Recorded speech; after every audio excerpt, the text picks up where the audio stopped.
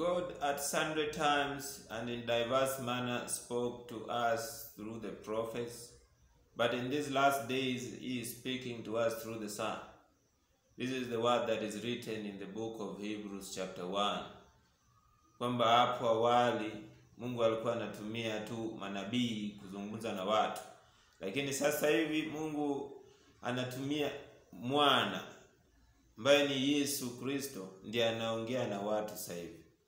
Kwamba sasa nachosema ni kwamba Yesu ananena hadi wakati huu. Yesu ananena tena, huwa anaongea na wewe kila wakati. Sababu gani? Wewe ni mtoto wake, na Yesu alikuwa anasema watoto wangu wananijua, wanasikia sauti yangu na wananifuata. Sasa Yesu amekuwa akiongea na wewe. Wewe unasema kitu iliniambia. God is speaking to you through Jesus Christ, and anajaribu kukufanya wewe uelewe sehemu anakokupeleka. Yesu anakupeleka sehemu fulani, ndiposa wewe umeona kwamba kwa maneno yote ambayo umepitia hadi wakati huu, kila wakati unaona ushindi, kila wakati unapitia magumu kweli, lakini kwa yote bado wewe ni mshindi tu. Sababu kuna mtu ananena nawe, anakuvuta, anakuongoza kwa maneno yote ambayo unakumbana nayo hapa ulimwenguni. Wewe huwezi jua kwamba wewe ni mwana wa Mungu sababu unatenda matendo kwamba wewe sasa umeacha dhambi. Hiyo haionyeshi kwamba wewe ni mwana wa Mungu. Kuwa mwana wa Mungu ni sababu unasikiza maneno yake. Kuna wengi kuna wengi ambao ni wana wa Mungu lakini wamezama ndani ya dhambi. Ni wana wa Mungu, wanasikia neno la Mungu kweli, lakini dhambi inawaendesha huku na huku. Sasa ni kweli kwamba uamuzi wa kuacha dhambi ama kutenda dhambi, hiyo ni ya binadamu. Na dhambi iko na consequences yake. Ukifanya mzuri unapata, ukifanya mbaya pia unapata. Sasa hiyo nayo ni uchaguzi ni wa binadamu. Lakini wewe kuwa mwana wa Mungu, hiyo sio uchaguzi wako. Sababu ukisoma Yohana 15 inasemaje?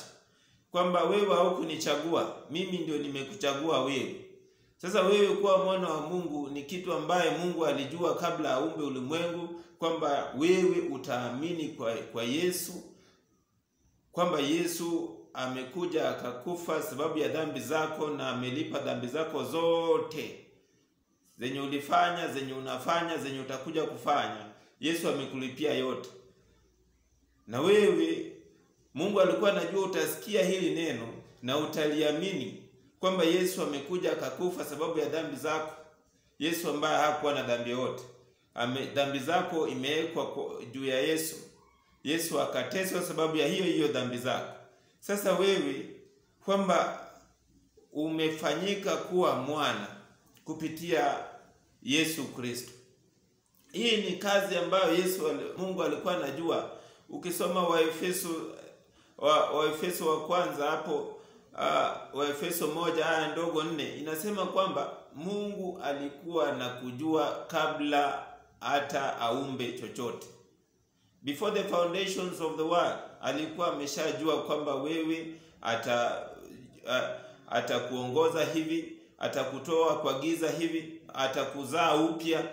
Sasa hii ilikuwa mipango yote, kwamba Yesu hakuja kukufa na ajue anakufia nani. Yesu anasema mimi najua watoto wangu, na watoto wangu pia wananijua, wanasikia neno langu tena wananifuata. Sababu hapa ulimwenguni kuna watoto wa Mungu. Anaweza kuwa wako kwa dhambi huko, lakini ni watoto wa Mungu. Mungu atawatoa huko kwa wakati wake. Sasa wewe unahangaikia nini?